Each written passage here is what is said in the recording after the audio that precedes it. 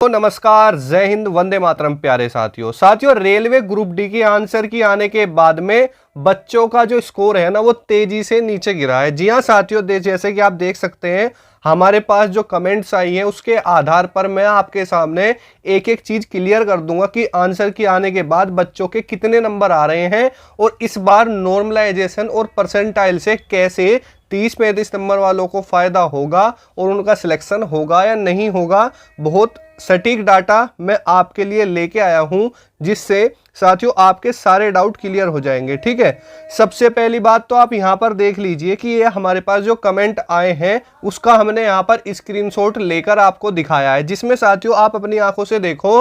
और सबसे पहले मैंने पहले ही बताया था कि भाई जो बच्चे 80-85 तक अटेम्प्ट कर रहे हैं ना भाई वो फेक है, झूठ है। पहली बात तो ये है कि भाई इतना अटेम्प्ट करना तो पॉसिबल है ही नहीं, लेकिन उस दौरान बच्चे क्या था तुक्के पर ध्यान दे रहे थे, वो ये भूल चुके थे कि नेगेटिव मार्किंग भी है। ठीक है, तो देखो ये हमारे पास एक कमेंट आया है कि देखो घंटा आ गया मेरे 88 में से 69 राइट हैं और 62 मार्क्स इनके बन रहे हैं।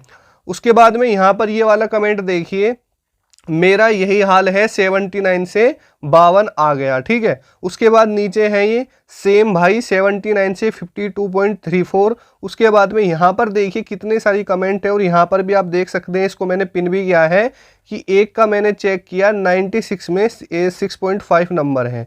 यानी साथियों उन्होंने 96 क्वेश्चन अटेम्प्ट करे और उनके नंबर कितने आ रहे हैं 6.5। ठीक है साथियों, धीरे धीरे बच्चों का खुलासा होगा और गारंटी बता रहा हूं कि मैं सच बताऊं ना 50% बच्चे तक नंबर तक भी नहीं बच्चे पहुंच पाए हैं। यानी आप ये लगा लो कि सिर्फ 90% बच्चे ऐसे हैं जो 50 का आंकड़ा भी नहीं छू पाए। और ये मजाक नहीं साथियों, सच बात है, क्योंकि देखो मैं आपको फैक्ट बताता हूं क्या है।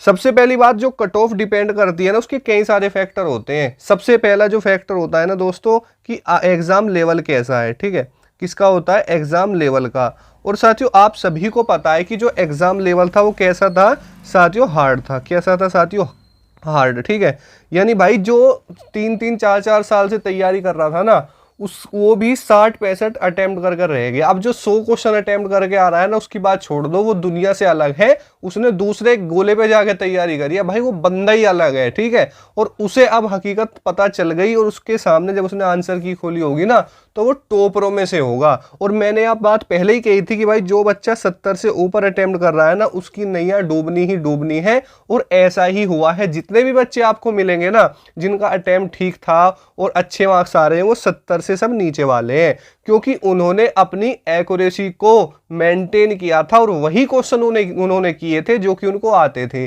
उनकी तरह नहीं, यानी साले तुक्के मार दिए, मतलब 50 क्वेश्चन तो आते नहीं वो और कर दिए 100 क्वेश्चन। ठीक है, तो यार ऐसे एग्जाम क्रैक नहीं होता। अगर ऐसे होना हो ना तो भाई 60-65 लाख बच्चों ने एग्जाम दिया है और सभी की, अगर सभी किस्मत के भरोसे जाए तो सभी का सिलेक्शन हो जाए। ठीक है, अब बात के पॉइंट को समझना कि आपकी कट ऑफ को क्या क्या चीज यहां पर प्रभावित करने वाली है। ठीक है, पहले तो साथियों आप मेरी एक बात समझिए ध्यान से। देखो इस बार सबसे बड़ी बात मैं बताऊं, दो चीजें आपके सामने हैं। एक तो परसेंटाइल, ठीक है, जो बच्चे जो साथी जो कह रहे हैं कि परसेंटाइल कट ऑफ बनेगी वो, और दूसरा साथियों नॉर्मलाइजेशन। ठीक है, अभी कुछ भी नहीं कहा जा सकता, सिर्फ भी जो भी चीजें आप लोगों को बताई जाती हैं वो सिर्फ एक कल्पना होती है और कुछ भी नहीं। दोस्तों अभी तो खेला होना बाकी है परसेंटाइल का और आपका नॉर्मलाइजेशन का। ठीक है, क्योंकि देखो परसेंटाइल और नॉर्मलाइजेशन में फर्क तो है, लेकिन नॉर्मलाइजेशन तो होना ही होना है। क्यों? क्योंकि दोस्तों आपका एक शिफ्ट से ज्यादा शिफ्टों में एग्जाम हुआ है और ये नॉर्मलाइजेशन का नियम कहता है जहां पर एक शिफ्ट से ज्यादा शिफ्टों में एग्जाम लिया जाता है वहां पर नॉर्मलाइजेशन की प्रक्रिया लागू होनी ही होनी है। हाँ, हो सकता है कि आपको इतना फायदा ना हो, ठीक है, लेकिन हो सकता है कि परसेंटाइल में आपको यहां पर फायदा देखने के लिए मिल जाए नॉर्मलाइजेशन के बाद। ठीक है, तो अभी कुछ नहीं कहा जा सकता, ना ही मैं आपको बिल्कुल 100% सही जानकारी दे सकता हूं, ना ही कोई दे सकता।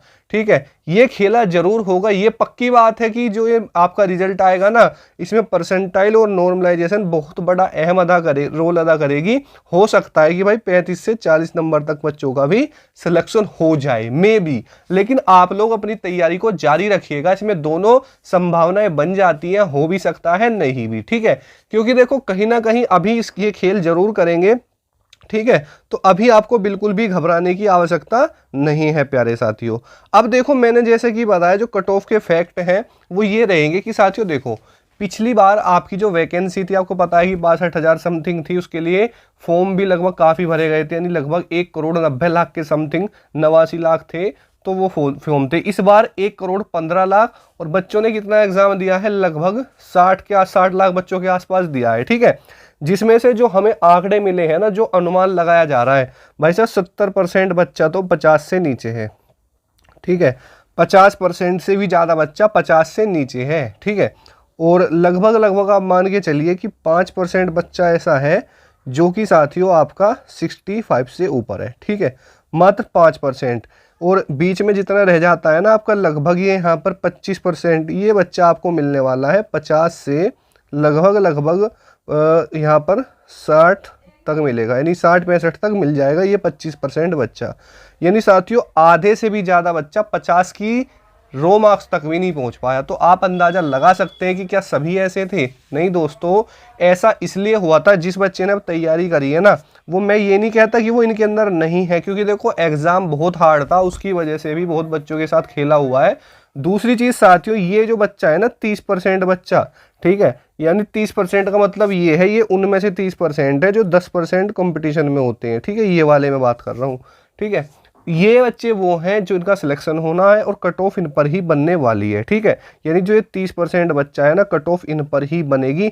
हो सकता है नॉर्मलाइजेशन के बाद या परसेंटाइल के बाद हो, मे भी नॉर्मलाइजेशन हो ना हो। ठीक है, मैं ये नहीं कह रहा कि नॉर्मलाइजेशन होगा ही होगा, भाई कुछ भी हो सकता है। ठीक है, तो हो सकता है कि कोई बच्चा ऐसा हो जो 50 से नीचा है और उसके बाद में यहाँ पर आ जाए, लेकिन सिलेक्शन आपका इन 30% में से ही होगा, फिजिकल के लिए भी और फाइनल के लिए भी। ठीक है, अब हम बात कर लेते हैं आपकी अलग अलग जोन्स की। ठीक है, जैसे कि साथियों आप सभी को पता है कि आपके जोन अलग अलग हैं, पहली बात तो ये है, बहुत अच्छी। दूसरी चीज़, आपके जैसे हुबली जोन है, मैं एग्जांपल लेके चल रहा हूँ। ठीक है, कट ऑफ कहाँ कम जाती है भाई? हुबली के अंदर लगभग 7,000 से ज़्यादा वैकेंसी है। कितनी? 7,000 प्लस वैकेंसी है और लगभग 21,000 बच्चों को वहाँ पर क्वालिफाई किया जाएगा। अटेंडेंस की बात करें तो साथियों वहाँ पर फॉर्म ही बहुत कम फिल हुए थे, लगभग मुझे ऐसा लगता है कि 4 लाख से भी कम फॉर्म वहाँ पर फिल हुए थे। ठीक है, और अटेंडेंस भी लगभग वहाँ पर 70-75% रही है। तो मान लीजिए अगर 3-3.5 लाख बच्चा भी एग्जाम देता है तो भी ज़्यादा कंपटीशन नहीं है। तो ऐसे में आपको देखना है कि आप किस जोन से हैं और वहाँ पर अटेंडेंस कितनी है। साथियों अगर आप चाहते हो कि मैं जोन वाइज वीडियो बनाऊँ तो आपको कमेंट सेक्शन में अपने जोन का नाम, कैटेगरी और मार्क्स लिखने हैं और उसमें ये लिखना है कि जी सर हमारे जोन के लिए भी एक सटीक वीडियो बनाए। आपको कमेंट जरूर करना है और उसके बाद चैनल को सब्सक्राइब कर लेना। जैसे ही मैं आपकी कमेंट देखूंगा तो वीडियो लेके आऊंगा और उसका नोटिफिकेशन आप तक पहुंच जाएगा। तो आपको ये काम जरूर कर लेना है, चैनल को सब्सक्राइब करके प्रेस कर लेना बेल आइकन को। ठीक है, तो दोस्तों देखो अब जो कट ऑफ डिपेंड करती है अलग अलग जोन्स में, वो डिपेंड करती है, मान के चलो गोरखपुर है। ठीक है, अब बच्चे होते हैं दो प्रकार के। कौन कौन से? एक तो वो होता है जिससे अपने ऊपर बखूबी कॉन्फिडेंस होता है कि हाँ मेरा हो जाएगा, इसलिए मैं उस जोन में फॉर्म फिल करूंगा जहाँ पे मुझे पास भी रहे और कोई दिक्कत ना है। जैसे गोरखपुर हो गया, इलाहाबाद हो गया, दिल्ली हो गया। ठीक है, यानी ऐसे बहुत सारे हैं, जैसे आपका हाजीपुर, ये सब चीज़ें। ठीक है, लेकिन कुछ बच्चे ऐसे होते हैं जिनको डाउट होता है कि होगा नहीं होगा, और कुछ बच्चों ने तो चेन्नई साउथ में भर दिया ये सोच के कि वहाँ पर कट ऑफ कम जाएगी। ठीक है, तो ये सारे फैक्टर्स होते हैं। ठीक है, तो ये बात पक्की बात है कि आपकी जो दिल्ली की है, इलाहाबाद, गोरखपुर और ये रांची हो गया आपका, और यहाँ पर ये जो है आपका हाजीपुर वगैरह। ठीक है, यहाँ पर तो हाई कट ऑफ जानी है, इसमें कोई शक नहीं है। मुंबई की भी ठीक कट ऑफ रहेगी, हालांकि मुंबई के अंदर वैकेंसी काफ़ी अच्छी है, ऐसी बात नहीं है। ठीक है, तो आपको ज़्यादा डरना भी नहीं है कि भाई ये हो जाए, कुछ नहीं होगा बच्चों। देखो जो भी है सब आपके साथ नहीं, सभी के साथ दिक्कत है, क्योंकि दोस्तों ये ग्रुप डी का एग्जाम नहीं आया था। आप लोगों को पता है कि ग्रुप डी से अलग और हाई पैटर्न था इसका, क्योंकि इस चीज़ को तो आप भाई, अगर आप में से लगभग 90% बच्चा वो है जिसने 2018 में भी ग्रुप डी का पेपर दिया है। अपने ज़मीर से पूछ के देखो, खुद से पूछ के देखो, क्या ऐसा ही पेपर 2018 में आया था? खुद बताओ आप मुझे। आप बोलोगे जी नहीं सर, इस बार का पेपर का जो पैटर्न और लेवल था ना वो काफ़ी हार्ड था। भाई साइंस में ऐसे ऐसे क्वेश्चन थे, अगर आप नॉर्मली पढ़े हो ना तो भाई कर ही नहीं पाओगे बिल्कुल भी, ये गारंटी की बात है भाई। बहुत हार्ड एग्जाम था, और रीजनिंग में तो सिटिंग अरेंजमेंट के ऐसे ऐसे क्वेश्चन थे, भाई जिसको कर पाना नामुमकिन के बराबर तो नहीं कह सकते, लेकिन समय बहुत लग रहा था, करने वालों ने करे भी हैं, लेकिन ये है कि एग्जाम के अकॉर्डिंग समय की बहुत ज़्यादा शॉर्टेज थी और समय कम होने की वजह से बच्चे कम अटेम्प्ट करके आए हैं। ठीक है, क्योंकि जो एक बच्चा तैयारी करता है ना और उसे पता होता है कि भाई इसमें कौन सा कॉन्सेप्ट लगेगा, उसमें कितनी टाइमिंग लगेगी, और एक तरीके से देखा जाए तो ये एग्जाम पैटर्न ही ऐसे बनाया गया है कि आप चाह कर भी पूरा क्वेश्चन पेपर अटेम्प्ट नहीं कर पाओगे। और अगर कोई 80-85 से ऊपर अटेम्प्ट करके आ रहा है ना तो भाई वो तुक्का मार के आ रहा है। मैं दावे के साथ लिख के कह रहा हूँ इस चीज को कि वो भाई तुक्का मार के आ रहा है। हालांकि मैं इन चीजों को आपको पहले ही बता रहा हूँ कि भाई जब आपका एग्जाम चल रहे थे ना तो मैं लगातार आपकी जो यहाँ पर एग्जाम सेंटर पे जाता था, मैंने लाइव बच्चों का रिव्यू लिया, क्वेश्चन पेपर सब चीज़ें देखी। जब आपका फेज 1 का एग्जाम स्टार्ट हुआ तो वहाँ पर जो अटेंडेंस थी 30 से 35% अटेंडेंस देखने के लिए मिल रही थी। ठीक है, तो बच्चों का ने बताया कि अरे ये तो बहुत कम अटेंडेंस है, चलो हम चले जाते हैं एग्जाम देने, 1 लाख वैकेंसी है, हमारा भी हो जाएगा। और आप सभी को पता है इसमें भीड़ इसलिए थी क्योंकि मिनिमम क्वालिफिकेशन इसमें क्या होती है, 10th पास होती है। ठीक है भाई, मैंने खुद ने ऐसे बच्चे भी देखे हैं जहां पर उन्हें ये भी नहीं पता था कि मैं किस बोर्ड से मैंने फॉर्म भरा है। ठीक है, अपनी मार्केट से बता रहे थे वो मैंने मार्केट से फॉर्म भरा है। तो ऐसे बहुत सारे विनोद आप लोगों ने देखे होंगे। ठीक है, तो बहुत सारे साथी मायूसी में छा गए हैं। कल से मेरे पास ग्रुप्स हैं अलग अलग जो आपके यहाँ पर बोर्ड हैं, तो बच्चे मतलब रो रहे हैं, सर ये हो गया 3 साल से 4 साल से। तो बच्चों अभी खेला होना बाकी है, नॉर्मलाइजेशन और परसेंटाइल, ये 2 अभी ऐसे सॉल्यूशन बचे हुए हैं साथियों, कुछ भी हो सकता है। तो बिल्कुल हार मत मानिए, आपने 3 साल इस वैकेंसी का इंतजार किया है, बस 1 महीना और, दिवाली के आसपास आपका रिजल्ट भी जारी कर देंगे। नवंबर की 15 तारीख से पहले तो 100% आपका रिजल्ट आ जाएगा, क्योंकि इन लोगों ने पहले ही बताया कि मार्च में आप लोगों की ज्वाइनिंग करवा देंगे, ये एनटीपीसी और ग्रुप डी वालों की दोनों की। ठीक है, एक मुद्दा ये भी सामने आ रहा है कि बच्चे बोल रहे हैं कि सर जो एनटीपीसी वाले हैं वो उनका जो फाइनल रिजल्ट है वो लोग इसके बाद जारी करेंगे, ग्रुप डी के बाद में। ठीक है, वो उनका कहना ये है कि सर जो बच्चा एनटीपीसी क्वालिफाई कर रहा है वो भी यहाँ पर ग्रुप डी की सीट को ले लेगा। ठीक है, इसलिए पहले एनटीपीसी का फाइनल होना चाहिए, उसके बाद ग्रुप डी का प्रोसेस चलना चाहिए। जी दोस्तों, ये भी आपकी बात बिल्कुल ठीक है, लेकिन साथियों रेलवे जो कर रहा है ना अपने अकॉर्डिंग कर रहा है। देखो कितनी तेजी से काम वो कर रहा है। देखो आपका 11 तारीख में एग्जाम खत्म हुआ था, 14 तारीख में आपकी आंसर की आ गई और 15 से 20 दिन में आपको रिजल्ट भी देखने के लिए मिल जाएगा। ठीक है, तो आप लोग ज़्यादा दिक्कत में मत आओ। मैं जो आंकड़ा आपको बताऊंगा, अगर आपका उतना रो मार्क्स है या फिर उससे थोड़ा बहुत भी कम होगा ना तो भी आप फिजिकल की तैयारी कर लेना, कोई दिक्कत वाली बात नहीं है। क्योंकि दोस्तों हो कुछ भी सकता है, क्योंकि देखो 2018 में 35-32 नंबर वाले बच्चों का 65 नंबर वाले जहां पर कट ऑफ गई थी वहां पर भी सिलेक्शन हुआ था। ठीक है, और ये बात मैं आपको पक्की बात कर रहा हूं, क्योंकि इस दौरान बच्चे बहुत ज़्यादा डिप्रेशन में जा चुके हैं। क्योंकि एक तो 3 साल से वैकेंसी, दूसरी चीज़ ये समय ऐसा होता है बच्चों का कि इस समय पर बच्चों पे जिम्मेदारियां काफ़ी आ जाती है, क्योंकि देखो इसमें एज लिमिट भी ज़्यादा होती है। ठीक है, तो बहुत सारे फैक्टर होते हैं जो इसको यहाँ पर प्रभावित करते हैं। ठीक है, तो साथियों अगर हम बात करें कि आपकी जनरल की कितनी कट ऑफ जा सकती है, ठीक है, तो मैं आपको अगर बताऊं तो दोस्तों अगर आप जनरल कैटेगरी में हो, पहली बात तो दोस्तों ये है कि ईडब्ल्यूएस वाले बच्चों का मेरे पास बहुत ज़्यादा डाउट है कि सर इसकी क्या कट ऑफ जाएगी। देखो साथियों ईडब्ल्यूएस 2019 में वैकेंसी आई थी और आप 2019 की किसी भी वैकेंसी को उठा के देखो, चाहे एसएससी हो चाहे बैंकिंग हो, कि उसमें जो ईडब्ल्यूएस की कट ऑफ है ना साथियों बहुत ज़्यादा डाउन रही थी। ठीक है, ये भी साथियों आपकी 2019 की ही वैकेंसी है।